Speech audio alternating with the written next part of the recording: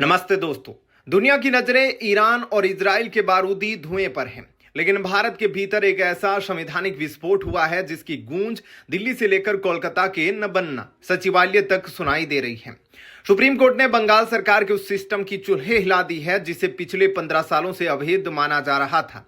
आज हम केवल खबर नहीं बताएंगे बल्कि उस क्रोनोलॉजी को समझेंगे जिससे साफ हो रहा है कि बंगाल में अब दीदी का राज नहीं बल्कि सुप्रीम कोर्ट का डंडा चलेगा। 5 ऐसी कार्रवाइयां जिन्होंने बंगाल पुलिस को दर्शक बना दिया और ममता सरकार को कटघरे में खड़ा कर दिया। आगे बढ़ने से पहले एक पल के लिए वैश्विक मंच पर देखिए। डोनाल्ड ट्रंप, जो खुद को दुनिया का सबसे ताकतवर नेता कहते हैं, उन्होंने एक अमेरिकी पायलट को छुड़ाने को यूएस इतिहास का सबसे साहसी ऑपरेशन करार दिया।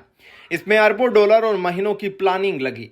अब इसकी तुलना कीजिए 2019 के भारत से, जब विंग कमांडर अभिनंदन पाकिस्तान की गिरफ्त में थे। तब पीएम मोदी ने कोई डेयरिंग ऑपरेशन का ढिंडोरा नहीं पीटा।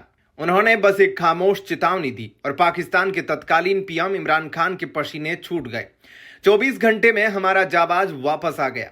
सवाल यह है, जो भारत वैश्विक स्तर पर इतना मजबूत है, क्या वो अपने ही एक राज्य बंगाल में लोकतंत्र को दम तोड़ते देख सकता है? सुप्रीम कोर्ट का हालिया रुख इसी सवाल का जवाब है। पहला, अनुच्छेद 142 का उपयोग और एनआईए की एंट्री। पहली और सबसे बड़ी स्ट्राइक। मालदा हिंसा मामले में सुप्रीम कोर्ट ने देखा कि बंगाल पुलिस जांच के नाम पर केवल खाना पूर्ति कर रही है। कोर्ट ने अनुच्छेद 142 की अपनी असाधारण शक्तियों का प्रयोग किया। यह कानून तब आता है जब न्याय प्रक्रिया विफल हो रही हो। कोर्ट ने सीधे आदेश दिया, स्थानीय पुलिस हट जाए, अब एनआईए कमान संभालेगी। इसका मतलब समझिए, अब सबूत मिटाए नहीं जा सकेंगे क्योंकि जांच अब केंद्र की सबसे बड़ी एजेंसी के पास है। दूसरा, मुख्य सचिव की क्लास और प्रशासनिक अहंकार। क्या आपने कभी सुना है कि किसी राज्य का सबसे बड़ा अधिकारी हाई कोर्ट के चीफ जस्टिस का फोन उठाने से इनकार कर दे? सुप्रीम कोर्ट के जस्टिस बागची ने जो कहा वो सुनने लायक है।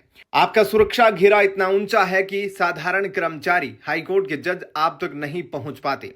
इसे नीचे लाइए। यह टिप्पणी बताती है कि बंगाल में ब्यूरोक्रेसी कितनी बेलगाम हो चुकी थी, जिसे अब सुप्रीम कोर्ट ने जमीन पर ला दिया है। तीसरा, प्री प्लान्ड हिंसा का ठप्पा। कोर्ट ने मालदा की घटना को महज एक इत्तेफाक नहीं माना। जस्टिस सूर्यकांत की बेंच ने इसे motivated, pre planned and deeply instigating कहा। यानी यह दंगा अचानक नहीं हुआ, इसे करवाया गया। जब अदालत षड्यंत्र शब्द का इस्तेमाल करती है तो पर्दे के पीछे बैठे मास्टरमाइंड्स की नींद उड़ना लाजमी है। चौथा, सेंट्रल फोर्स का अभेद कवच। ममता सरकार की दलील थी कि अब राज्य में शांति है, इसलिए केंद्रीय बलों को हटा लिया जाए। लेकिन सुप्रीम कोर्ट ने अतीत के काले पन्नों को याद करते हुए साफ मना कर दिया। कोर्ट ने कहा कि जब तक चुनाव प्रक्रिया पूरी नहीं होती, सेंट्रल फोर्स बंगाल का पहरा देगी। यह बंगाल के आम नागरिक के लिए सुरक्षा की गारंटी है। पांचवा, 3 जजों की सुपरवाइजरी कमेटी।